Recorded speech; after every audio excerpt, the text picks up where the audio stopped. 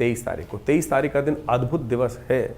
आपकी राशि के दृष्टिकोण से ये योग जो चल रहा है ये आपके लिए कहीं ना कहीं बहुत अच्छे से परिवर्तन का, लाभ का योग बनाता दिखाई दे रहा है।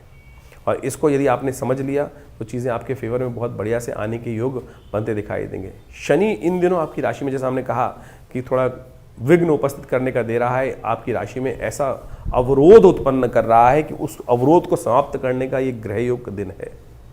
शायद किसी ने कभी ध्यान ना दिया हो, यम द्वितीया के दिन एक ऐसा योग बनता है कि इस दिन यदि आप ये उपाय कर लें तो शनि आपको कभी तंग नहीं करेगा।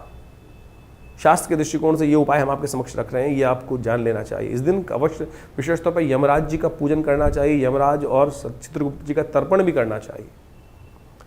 और जो उन 14 मंत्रों से जो पंडित जी कराएंगे आपको विशेष तौर पर शास्त्र दृष्टिकोण से, यम तर्पण जिनको कहा जाता है, यम तर्पण विधि के अनुसार से यदि करा जाए तो आप मान के चलें कि आपका पूरा 365 दिन आने वाले जो है वो यम गारंटी दे देते हैं कि अब मृत्यु नहीं होने देंगे आपकी राशि के दृष्टिकोण से। तो इस बात का ध्यान रखते हुए आपको अवश्य कार्य कर लेने चाहिए। इस दिन शनि को मनाने का अद्भुत दिवस है।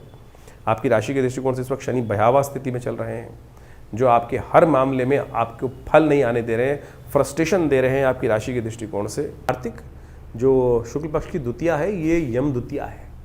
देखिए, दीपावली का महापर्व बड़े सुंदर रूप से आपको समझ लें, यमराज जी की पूजा से, यमदीप दान से शुरू होती है और जो है वो अंत भी यमदीप दान से ही होता है। ये कार्तिक के महीने में दीप दान का ही महत्व है। सरलता से एक दीप जलाकर ही आप समस्त अपने पापों से मुक्ति प्राप्त कर सकते हैं, भगवान का सानिध्य प्राप्त कर सकते हैं, पुण्यों को जगा सकते हैं।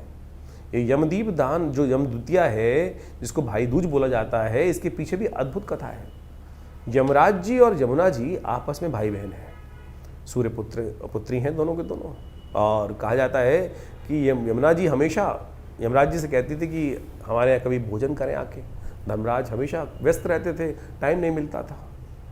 तो यम द्वितीया के दिन यमराज जी जाकर बहन यमुना के यहाँ भोजन करते हैं और कहा जाता है कि इस दिन समस्त भाइयों को अपनी बहन के घर जाकर ही भोजन करना चाहिए, अपने घर भोजन नहीं करना चाहिए। इस बात का ध्यान रखना चाहिए। शास्त्र में तो यहाँ तक प्रमाणित है कि अपने घर में चूल्हा ही ना जलाएं, उस दिन जाके बहन के घर ही भोजन करना चाहिए। तिलक किया जाता है। क्या होता है इससे बहन के कष्ट दूर हो जाते हैं और भाई की आयु बढ़ जाती है। यह सुंदर शास्त्र में सिद्धांत है, कोई और टोटके की जरूरत ही नहीं भाई। तो इसलिए बहन से बढ़िया भाई को कौन आशीर्वाद दे सकता है। ये संबंध है सुंदर रूप से, समस्त अहम को त्यागिए और जाकर अपने परिवार में सामंजस्य स्थापित करने के लिए, आशीर्वाद के लिए, समस्त कष्टों को दूर करने के लिए इतनी बढ़िया व्यवस्था शास्त्र में वर्णित है, इसका पालन करना चाहिए और शाम के समय काम अवश्य करना चाहिए।